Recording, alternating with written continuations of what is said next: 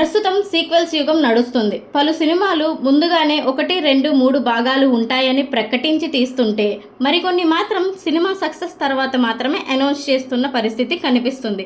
తాజాగా భారీ విజయాన్ని దక్కించుకోవడంతో పాటు భారీ చర్చోపచారాలకు కారణం కూడా అయిన సినిమా కుబేరా అని చెప్పుకోవచ్చు.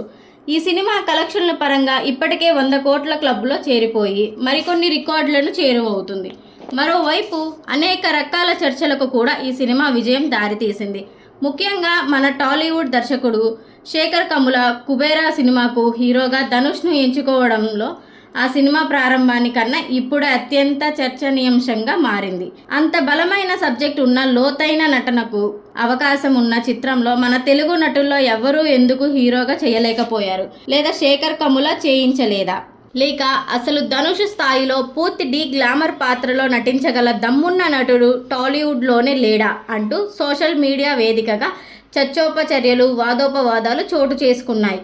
ఈ నేపథ్యంలోనే తొలుత టాలీవుడ్ యంగ్ హీరో విజయ్ దేవరకొండను శేఖర్ కమ్ముల బిచ్చగాడి పాత్ర కోసం సంప్రదించారని, అయితే తిరస్కారం ఎదురైందని ఒక ప్రచారం కూడా వెలుగులోకి వచ్చింది. ఇలాంటివే మరికొన్ని కూడా వచ్చినప్పటికీ అవి ఎంతవరకు నిజమో తెలియదు. సరే, ఒకరిద్దరు ఒప్పుకోలేదు, మరి ఇంకెవ్వరూ శేఖర్ కమ్ములకు తట్టలేదా అంటూ ఈ చర్చల సందర్భంగా కొందరు సందేహం వ్యక్తం చేస్తున్నారు. అలాంటి వారు తమ వంతుగా కొన్ని పేర్లు కూడా తెర మీదకు తెస్తున్నారు. అందులో అత్యధికులు పేర్కొంటున్న పేరు అనూహ్యంగా ఓ చిన్న హీరోదే కావడం, అతడే అల్లరి నరేష్.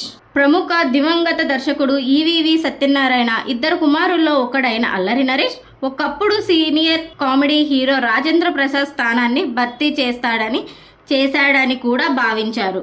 అయితే కొంతకాలంగా ఆయన కెరియర్ అంతా సంతృప్తికరంగా లేదు. అయితే జయాపజయాలకు అతీతంగా అల్లరి నరేష్ మాత్రం వైవిధ్యభరిత పాత్రల్లో తనను తాను నిరూపించుకుంటున్నట్లు నేను, గమ్యం, నాంది, శంభో శివశంభో, ఉగ్రం, బచ్చలమల్లి వంటి చిత్రాల్లో అల్లరి నరేష్ నటన విశ్వరూపాన్ని మనం చూసాం. ఈ చిత్రాల్లో జయాపజయాలు అట్టుంచితే అల్లరి నరేష్ నటనకు మాత్రం మంచి మార్కులే పడ్డాయి.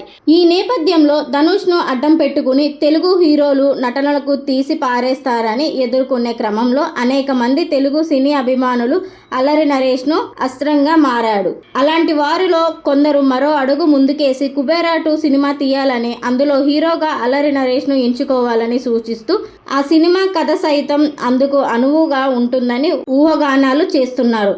ఎంతో కాలంగా సినీ పరిశ్రమలో ఉన్న స్టార్ హీరో కాలేకపోయినా వైవిధ్య భరిత పాత్రలు ధరించడం ద్వారా స్టార్స్ని తలదన్నేలా సినీ ప్రేక్షకుల గుండెల్లో అల్లరి నరేష్ కొలువు తీరాడని కుబేరా చిత్రం విజయానంతర పరిణామాలు తేల్చేశాయి.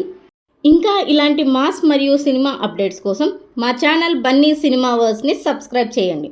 వీడియో నచ్చితే లైక్ కొట్టండి, మీ ఫ్రెండ్స్ అండ్ ఫ్యామిలీతో షేర్ చేయండి, మీ అభిప్రాయాన్ని కామెంట్లో తెలపండి.